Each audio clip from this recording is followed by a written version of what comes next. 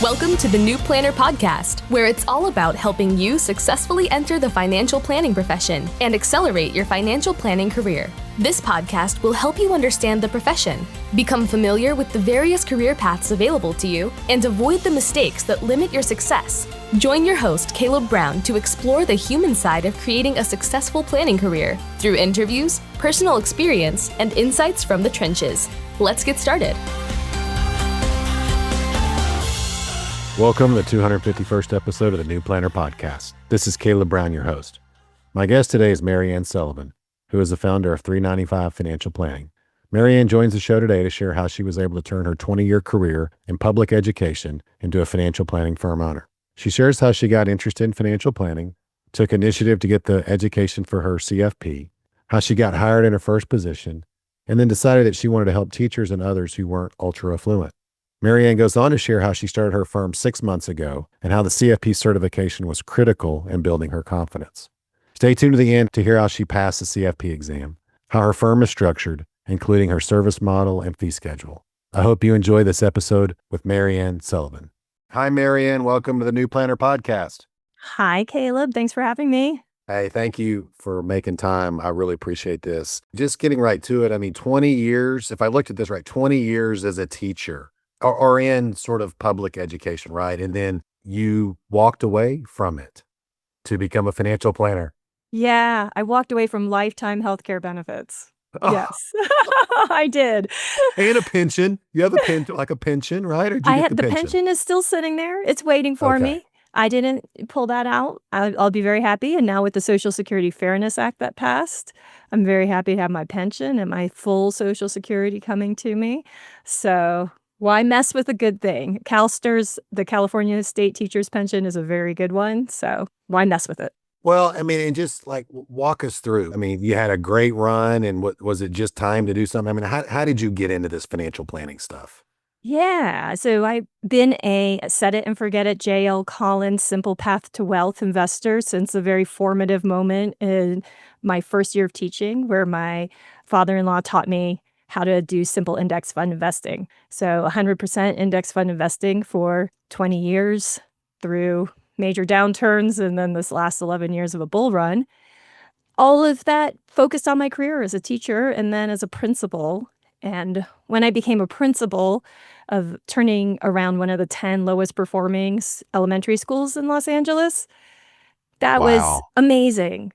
And I lost myself in it, right? And about that time, I started listening to FIRE movement podcasts, the Financial Independence Retire Early movement, and opened up my portfolio. And I went, wait a minute, I have choices. I don't have to work until my pension turns on.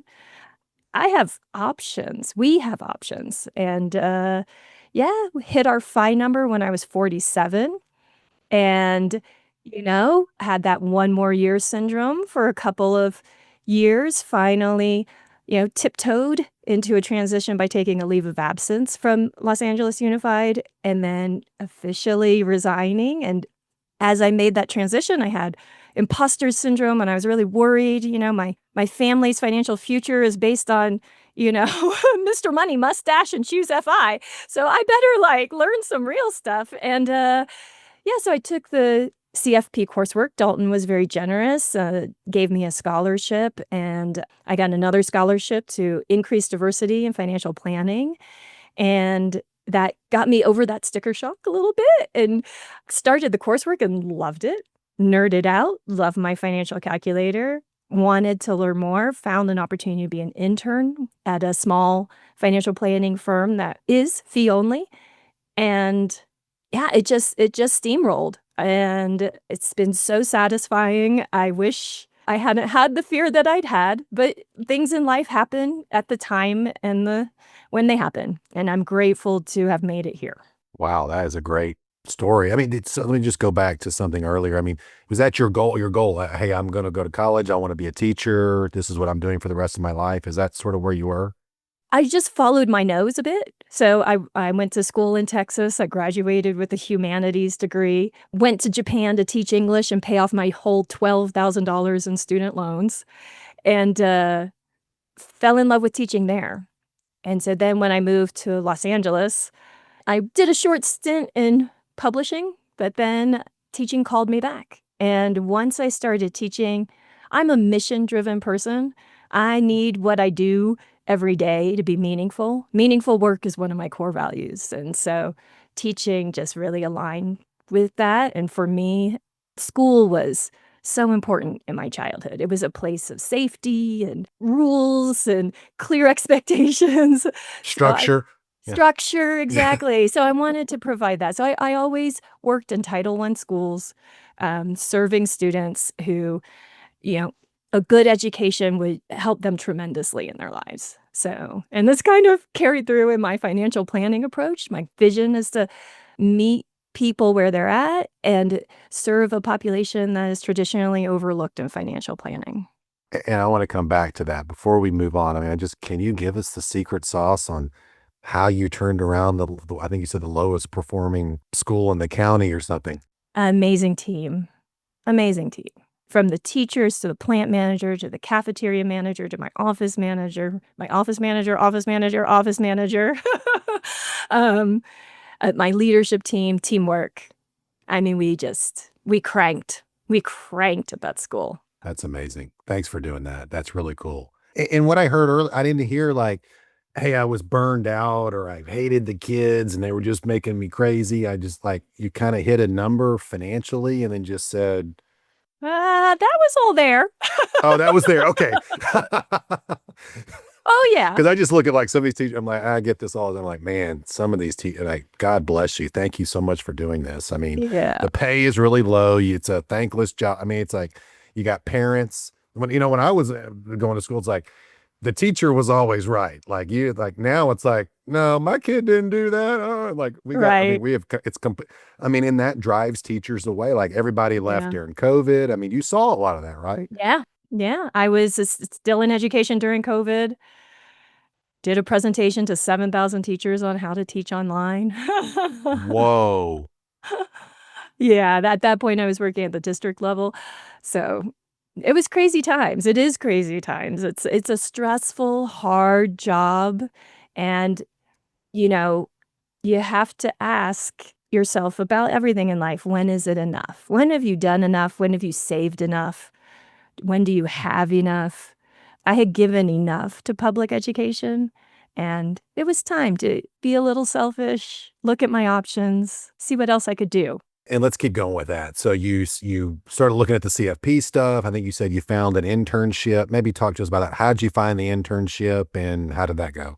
Yeah, so I started kind of exploring careers in financial planning and, decided that the CFP designation looked like the best fit for me, right? Because I didn't want to be a salesperson. I didn't want to manage investments.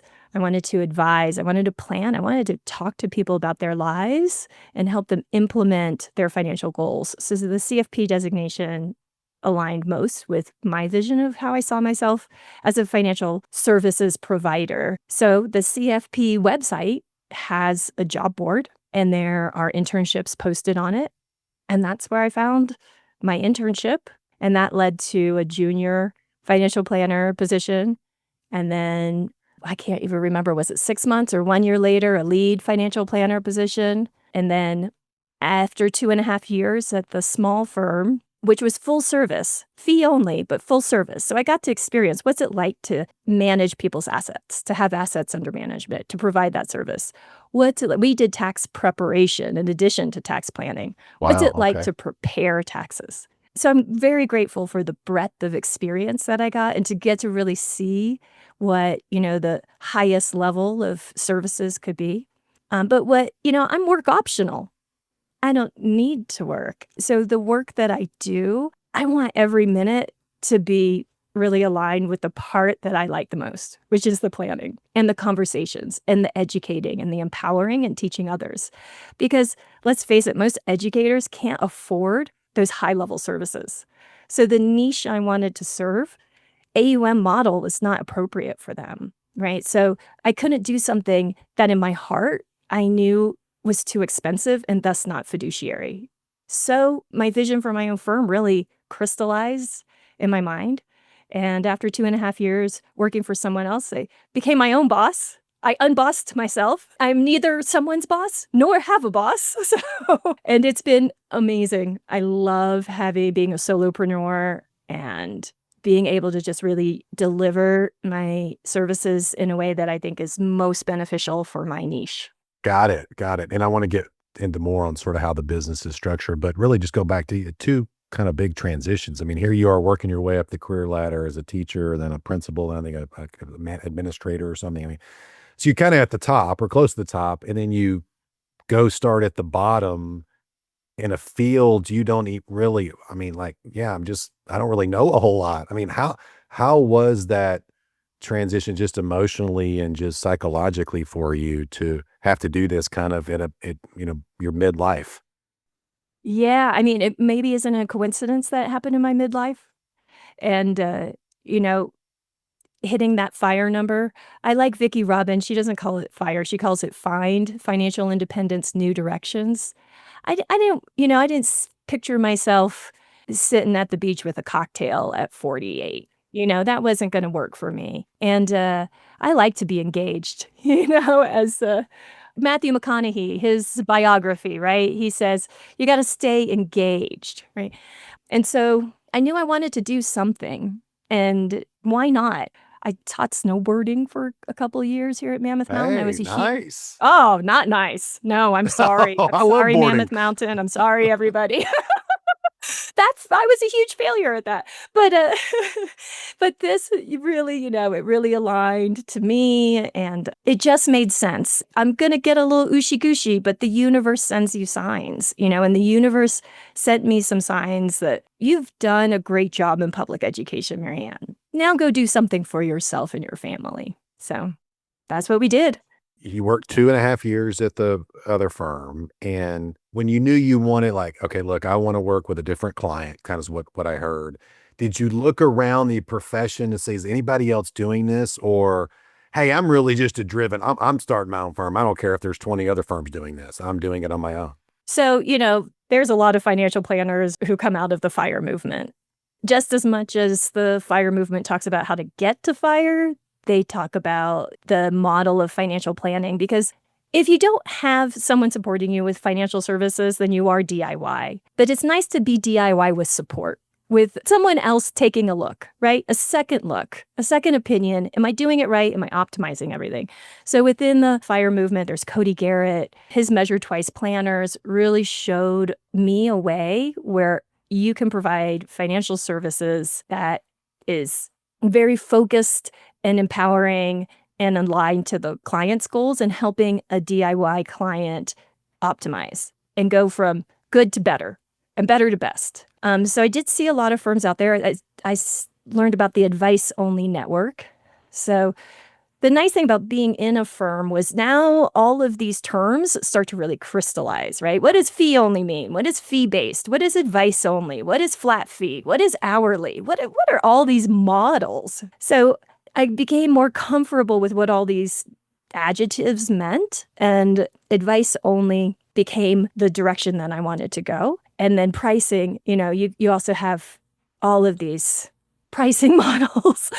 And I also knew that I wanted to be very, very clear in my pricing. Very simple, very clear. My former firm was very generous in letting me create a small space to serve educators. So in working with educators, I knew that they don't move like a straight arrow through the financial planning process, right? Working with educators, we would come across some really egregious, awful things that 403B providers or other people had done to them that we needed to pause and fix right away, right? So, we, of course, do the full 7 steps of the financial planning process, but I wanted to have a structure that allowed flexibility for teachers to come in with their pressing financial concerns and for us to address those as if they were the first priority or if they came up during the process. Your definition of advice only. Yeah, so my definition of advice only is there is not an option at the firm for assets under management. So I never ask you to transfer your account to me. I have not even an incentive for you to grow your assets in a taxable brokerage account in order for me to charge a fee on it. And I give you advice only. And then I teach you how to implement that advice. That's my definition. Okay. And I have no sales, no commissions. Right. I mean, I'm looking at the website. I mean, it is very clear and very transparent. And I mean, and I'm just looking, I'm like, there's lots of, we're going to link to your, I mean, lots of colors. It's like, this is not a traditional financial planner website with the walks on the beach and the lighthouse. So kudos to you. I was like, that was the only request I had. I was like, no navy blue. Well, and just talk more. I mean, really cool vision and clarity and like, but it's not just teachers, right? It's other people as well. It's people with pensions. So my husband works in the entertainment industry, and so he has a motion picture industry pension.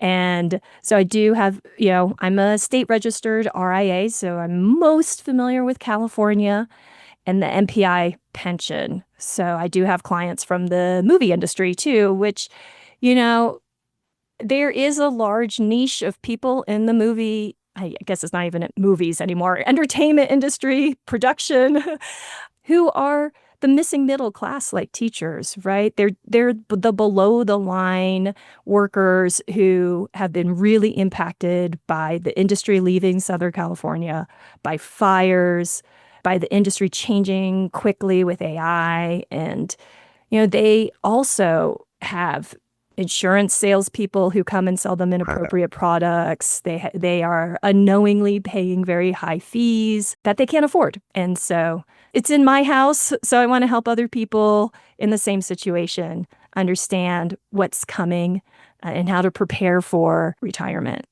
Yeah, I mean, it makes sense. I mean, most of the advisors want to go for the actors. They don't care about the other people, right? I mean, because those are quote unquote, high income or wealthy people. Right. And we've seen a lot of, in Georgia where I live, a lot of the film industry has moved to Georgia, not far from where I live here in Athens, Georgia. And I know there's a lot of shooting up in Canada, but, and I think there's firms that are, like, hey, this is kind of a neat thing. Maybe we should start going after these people. Talk about if I'm a client, all right, what do I pay? What do I get? And how many times do I meet with you? Yeah. So I call my niche the aspiring DIY. So you are someone who is doing it on your own, or you have someone doing it for you, but you haven't learned anything about your finances and you want to be more active in your finances. So I use a gradual release model for my teachers out there. So when you first sign up with me, the first thing we do is attend to any financial emergencies. Then after that, we build your comprehensive financial plan. So we go through the 7 steps of the financial planning process and we build your plan. We plan, right? Just like a teacher plans before going into the classroom. And then after that, we implement, because a plan is no good if we don't implement it. So then we implement it. And after implementation, you enter monitoring. And that's a twice a year check-in just for me to make sure that you are taking care of the big things, right? That our plan is still in place, that it doesn't need to be adjusted, and plan for what are those goals that are now coming up.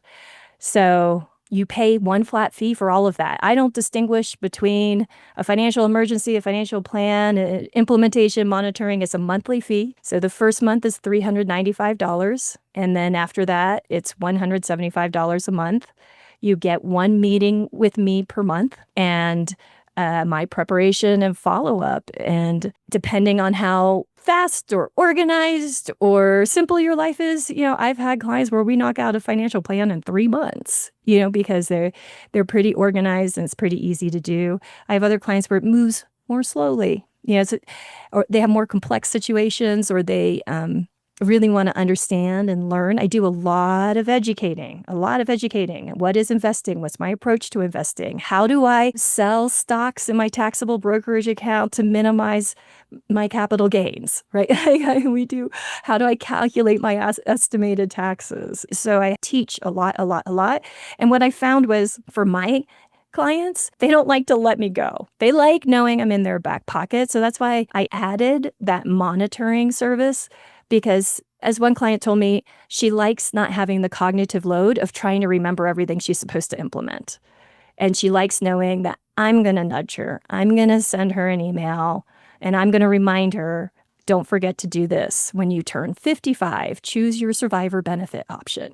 Like people don't want to celebrate their 55th birthday by having to remember that. They want, so yeah. And to be honest, it's also a little selfish because I get so involved in people's lives, getting to know them, writing their plan, implementing their plan. I want to see them succeed. I love sharing their joy and their happiness when they buy the new house, when they, have the second baby with confidence. So it's a lot of fun for me to also just stay involved. I mean, the circumstances are different, but it seems like this is a carryover from your first career. I mean, you're just teaching and educating. It's just a different topic and a different client.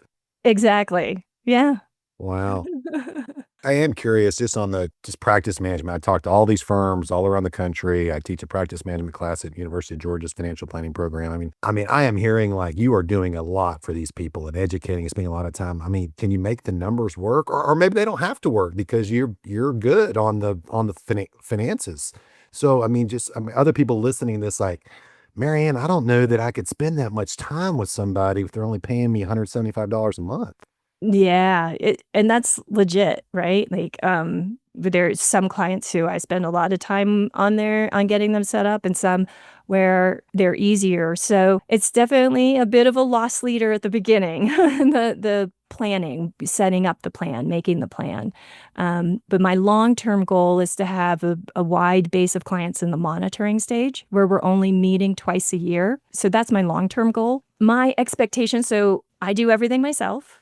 I have maybe 2, subscriptions. I subscribe to Right Capital for my financial planning and Google Business for my tools. So my business expenses are very low, being advice only. And I have a vision for getting them even lower. And my clients find me through word of mouth, 95% of them. So I'm probably going to get off at least one of my networking directories because it doesn't generate anything for me. So all that to say, when I opened my business, I gave myself 2 years to break even. So to recoup the initial costs of starting my business, the biggest costs were my website and registering with FINRA and the state. And I'm going to break even probably in 2 months. Wow. Yeah. Well, I mean, it sounds like a pretty lean business. Pretty lean. Yeah. And by next year, I expect my goal, was to keep my business costs under $5,000. I don't think I'm going to get that low. I'll probably be closer to 6. And I only work 3 days a week, 3 weeks out of the month. So that's all I see clients. And then if I'm efficient, I can do all my follow-up on those days. AI, thank you very much, AI, for your help in that. And then I reserve, either Friday or Monday to do my meeting prep. I just have good systems. I use workflows. I have good systems. I know my niche really, really well. I know, okay, we need to do a 403B exchange because you're in a bad 403B. Here's the 1-800 number for CalSTRS Pension 2. They're going to hold your hand through the whole thing. Like that's usually the most time-consuming thing that I do with my clients, and I have CalSTRS to refer them to help them with it. They have a very nice concierge service. Okay, so you're not getting on the phone doing this with them or for them. You're still like, I'm going to implement, but you got to do it. I do a lot of screen sharing. I do a lot. Okay, all right. Which might extend the time that it takes to get to implementation. And I always forewarn my clients that the beginning is going to be a lot of work. It's a fire hose. I'm going to be teaching you a lot. I'm going to give you a lot of information. And then you're going to be really mad at me because you're going to have to go out and get a medallion notary and fill out all this paperwork and chase down these people who don't want to give you your money back. And it's okay. You can be mad. But once we get through this, you're going to be happy. Your future self is going to be very happy because there's one thing I do in Right Capital is I just show their current plan with the fees that they're paying. And I make a copy of that. I take the fees off and I say, look at the difference. Just look at the difference. Powerful. I see teachers and movie industry people paying 1% in assets under management. And then those assets are invested in expensive investments. Exotic investments, putting teachers into options mutual funds. What's a teacher need an options mutual fund for? Man. So we make it vanilla, we make it simple, we make it doable, easy to monitor, and it's nice. They see their future life They see where their path is. My first client was a 78-year-old person. And after our third meeting, she said to me, I get it. I really get what the planning is.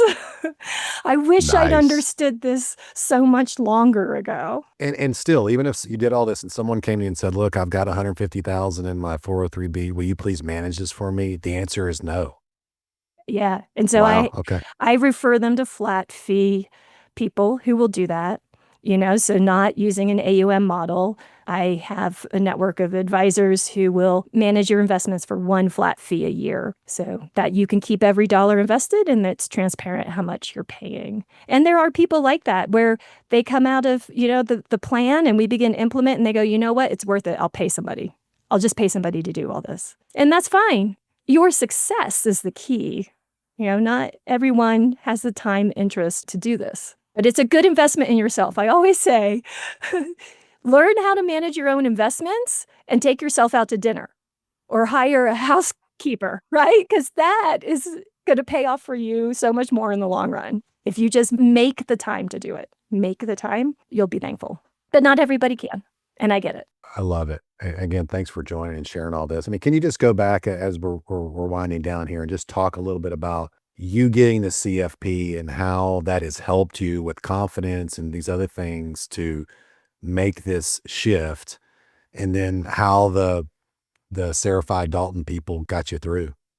Yeah. So, CFP, the content, the courses gave me such a good foundation. It felt really strong to stand on. It was all of those retirement accounts and their quirks and learning all about this.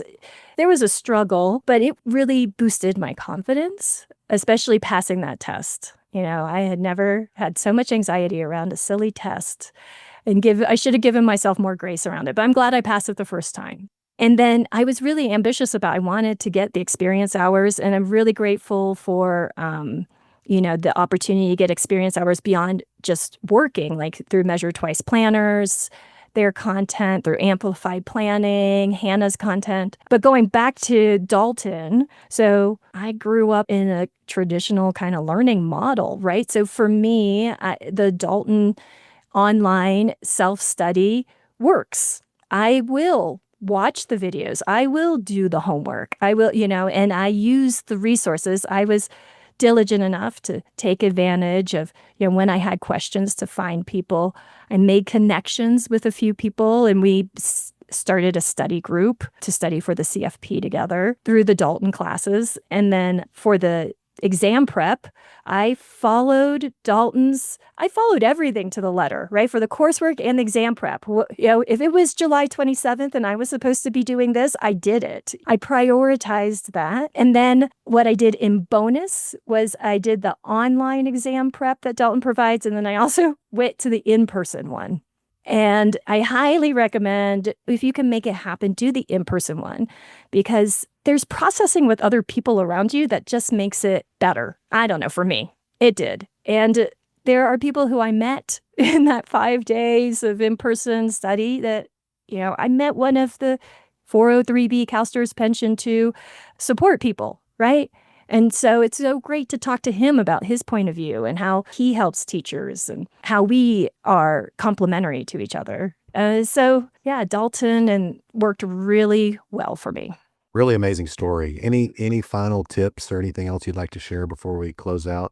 You can do it. It can be done. Listen to your heart. Think of the person you want to serve. Visualize that person and build your services and your knowledge around them. Thanks so much for coming on the show, Mary Ann. Yeah, you're welcome. Thanks for joining us for this episode of the New Planner Podcast. If you're ready to discover the top career paths for financial planners and see which track is best for you, we created a free guide to help you. Grab your copy of the Financial Planner Career Roadmap at newplannerrecruiting.com/roadmap. There, you'll also find more tools and resources all created to help you build a successful financial planning career. Tune back in next week for another episode, and until then, we're here to help you succeed.